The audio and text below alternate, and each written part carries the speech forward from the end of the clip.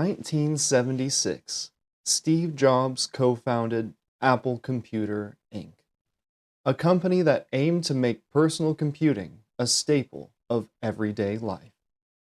His partner, Steve Wozniak, a technical genius, designed the Apple I, a single-board computer sold as a kit for hobbyists.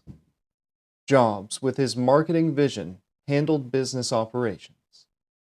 Working out of Jobs' garage in Los Altos, California, they developed the Apple II, launched in 1977. Unlike its predecessor, the Apple II was a fully assembled personal computer with color graphics, a keyboard, and expandability, making it accessible and appealing to a broader market. Its success, driven by Jobs' focus on a user-friendly design and Wozniak's engineering, established Apple as a pioneer in the burgeoning personal computer industry. By 1980, Apple went public, valued at $1.8 billion, setting the stage for its transformative impact on technology.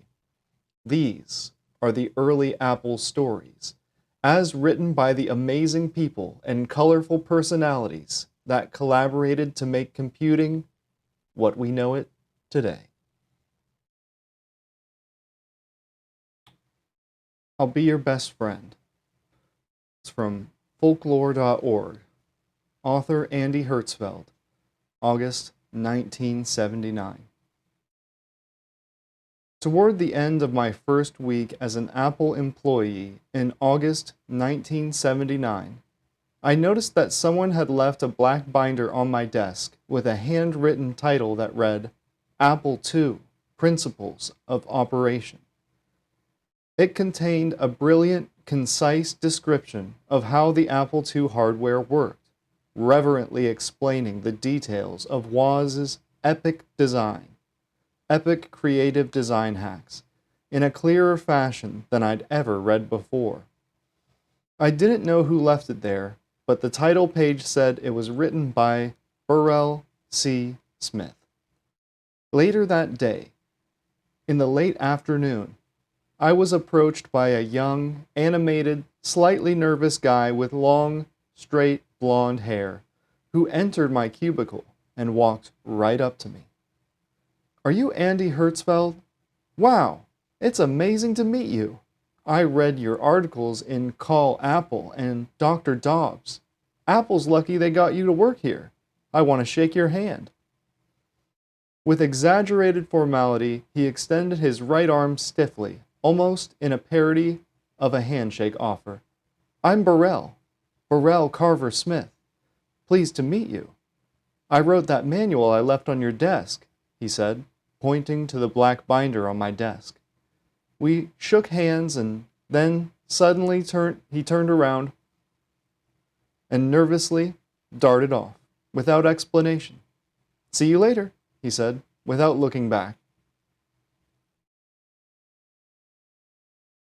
My cubicle in Bandley 1 was in the hardware engineering section, since my first project was writing the firmware for the silent type thermal printer.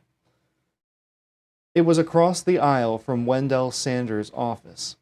Wendell was the designer of the Apple III, and an extremely brilliant and seasoned engineer who used to design RAM chips for Fairchild and understood the Apple II design hardware inside out. All the other hardware engineers on the team, except for Woz, usually came to Wendell for advice. I began to notice that Burrell, even though he was supposed to be working in the service department in a different building, often hung around outside of Wendell's office, sometimes for hours at a time, waiting for Wendell to have a free moment, so he could ask him to verify his latest insight about the Apple II timings. Sometimes when Wendell was busy, he would try the insight out on me instead, or discuss a fine point of Apple II firmware. Soon, we started to occasionally go out to lunch together. The first time we went to lunch, I found out that Burrell's creativity extended beyond his engineering work. He would often try to convince our waitress to concoct variations of the standard fare on the menu, thinking of something different every time. For example, after he successfully persuaded the waitress to divide his pizza toppings into thirds, he asked her to do fifths the next time, or would try, sometimes, to order mixed sodas as if they were cocktails in ever-varying proportions, like 3/4 Coke and 1/4 Sprite. Often the waitress would balk, but Burrell was sometimes charming enough to eventually convince her to comply.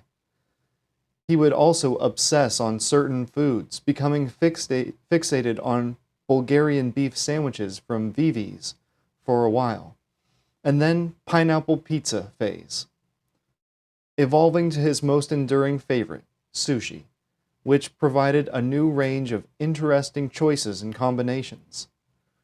Burrell also had a distinctive way of expressing himself, applying technical jargon to ordinary life, like a situation that was metastable, or someone being a state machine, mixed with a dash of baby talk, like adding plurals to people's names.